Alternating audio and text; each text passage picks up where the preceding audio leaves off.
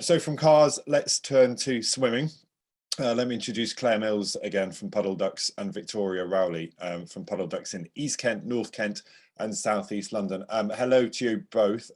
Claire, let me start with you. Talk to me about the business and Victoria's journey in it as well. Okay, brilliant. So hi, I'm Claire. I'm one of the franchise managers here at Puddle Ducks, and as you know, I'm joined here by Victoria, who's one of our franchisees. I wanted to start today by sharing our mission with you, because it really is at the heart of everything we do. And our mission is that we want every child to love and respect the water and to swim beautifully. And that is why our standards are the highest and our approach is unique. And here at Puddle Ducks, we offer 2 core programmes covering swimming lessons from tiny babies up to children aged 10, as well as aquanatal exercise classes for pregnant mums. So there's lots of scope there for customers to come in as tiny babies and go all the way through our programme until they're aged 10. So we've been operating for around about 20 years now, so it's our 20-year anniversary this year, so since 2002, and we've been franchising since 2007. So we really are experienced in the industry, and Puddle Ducks is firmly established in the baby swimming world. We're really proud of the Puddle Ducks brand. As you can see from our backgrounds, it's really impactful, it's well established, and it's really trusted in the baby swimming industry. And we even have our very own duck mascot called Puddle, who, as Victoria can probably agree with, he's a marketing dream for our brand. So across our network, we have got around about 350 highly trained teachers at the moment, delivering lessons in approximately 300 pools.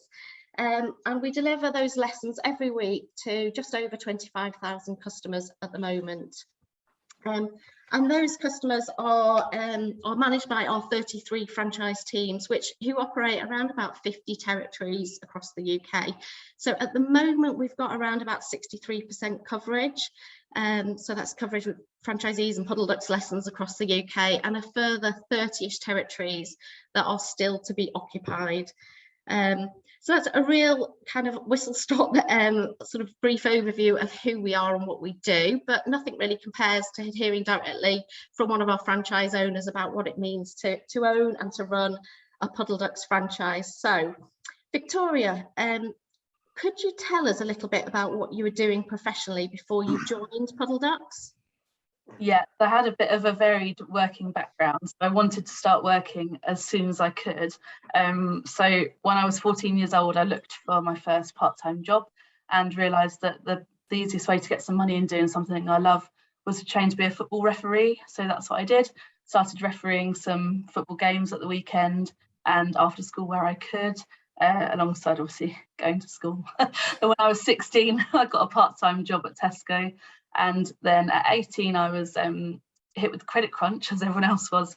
And so didn't go into the area of work that I was thinking of going into because they were making people redundant. And I thought last in, first out. So I stayed at Tesco and went on the manager's programme and actually became the youngest Tesco manager that they've ever had. From there, I then married my high school sweetheart, had a baby, and at 23 started taking him along to Puddle Ducks lessons. And just obviously fell in love with the lessons. And that's how I've ended up here. I think that's the story, isn't it, for quite a few of our franchisees who kind of fell in love with the product as a customer and then come on to become a franchisee. So I guess I wanted to ask as well, what attracted you to franchising particularly? I think you did touch on it earlier in one of your answers, but rather than going it alone, and also particularly to Puddle Ducks, outside of being a customer and just loving those lessons. Yeah, so I've always wanted to run my own business. And then people would say, in what? And I go, I don't know. I just want to run my own business and be my own boss.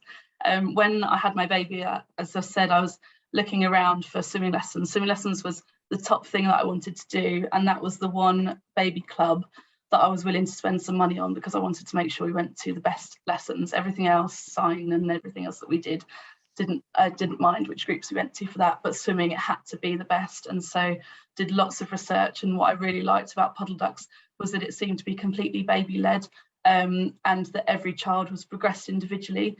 So I really liked that whole ethos. And as soon as I went along to the first lesson, at the end of the class they do a splash time where you can play in the pool for a minute before you get out. I spoke to the teacher and just said, I would absolutely love your job. She said, oh, apply, I'm moving to Cornwall. Okay. That's how I got into Puddle Ducks. But yeah, and obviously never looked back. It's just, it stands for everything that I've always stood for. And to find that in a business, let alone the people that work within the business, I think is quite rare. So yeah, I've never once been let down working with Puddle Ducks. Fabulous. And you've been with us now as a franchisee for around about 7 years, I think. Obviously, a lot's changed in that time. So can you tell us a little bit how your roles changed from those very early days to kind of where we are now? Yeah, so I mean, my day-to-day working life has changed quite a lot. I think some of the other guys have it as well. But at the start, it's you just muck in and do a bit of everything. So I was cleaning the toilets at the pool, doing the admin at home, answering the phone calls, and teaching 5-6 days a week. That's progressed on now, so my role has changed quite a lot, especially in the last couple of years. So I have a management team that I've promoted. I've got a business manager in place now, so she's effectively a mini me. She knows all of the areas of the business and everything goes through her first, and I meet with her once a week for an hour on a Monday just to check that everything's running as it should do, and still muck in as and where is needed. But I find that my work-life balance has changed a lot. So I used to associate that with how much time I'd get off, but as somebody said earlier, them traveling around the world, I think your priorities change when you have children. So in my Tesco manager days, didn't bother me working Christmas Day, working all through the summer holidays, didn't matter. But I think time now is a lot more valuable. It's not necessarily the amount of days off I get. So I'm trying very hard to have my 2 days off a week, and there's lots of franchisees out there that successfully manage that work-life balance really well. But I think for me, it comes with the quality time that I get with my children. So every single day I'm there for the school runs. I never miss a sports day. I never miss a Christmas play. And I think that's the sort of balance that I always aimed for. I didn't think I'd get it while my children are so young, but really grateful that I have got that. Yes. And I guess that's the beauty of being a franchise owner, isn't it? That you can, you can manage your own days and manage your own workload, which is a real benefit to a lot of people. Yeah. So Victoria, as an ethical franchisor, obviously we're really proud of the level of support that we give to you guys, our franchisees.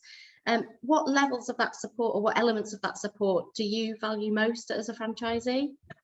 I think everybody is looking for something different. Everyone's got skill sets in different areas. For me, one of the most important things when I joined was I didn't want to get any of the paperwork wrong, was what I kept saying. So all of the legal documents, all of the templates that we've got in place, the risk assessments for swimming pools, the contracts when we go to pool owners, all of that side of it, the legal side, I had no experience in at all. Everything that I'd had before was handed to me. So to go and have the responsibility of making sure that was done properly, I found that completely invaluable right from day one.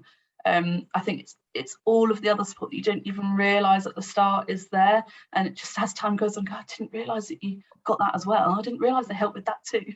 That's the marketing, the IT, the software, the development, the business planning, finance, literally every area of running the business. You've got the support from head office, and then on top of that, you've got the network support as well. I mentioned earlier in Ben's question time at the start that there's the support from the 33 other business owners that are in exactly the same position as me, running the same business, just as passionate about the reasons why we got into Puddle Ducks specifically, and baby swimming, and being ethical in the way that we deliver those lessons, making sure everything's child-led. Having the support from people who genuinely care as much as you do, and have the same responsibility of making sure that their team and the people that work with them get paid on time at the end of the month, and all of that side of it is covered too. It's just, I mean, you can't put a price on that sort of support, and I think that's the difference between going it alone and possibly still being just as successful financially. But doing it this way for me was just, I can't put into words. Which probably isn't very helpful for this exercise, but it's really important to me that I've got other people around me that are in the same position as me. Yeah, and I think that's one of the benefits, isn't it, of franchising, that there's generally someone who's been there, done it, got the t-shirt that you can call upon. And here at Puddle Ducks, we use a lot of franchise forums and franchise networking events and stuff where, we really do share a lot of best practice and information, and franchisees guide each other. Yeah. Have I got time for another question, Ben, or are you going to? I'm going to jump in because time is tight because we're going to do it like this. But what I'm going to do at the end is make sure to leave some time for anyone else's questions, if that's all right. So Claire and Victoria, thank you so much. It's so interesting to hear how it works in practice.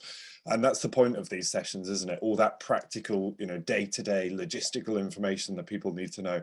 And that's why they're on the call. But Claire, Victoria, thank you so much.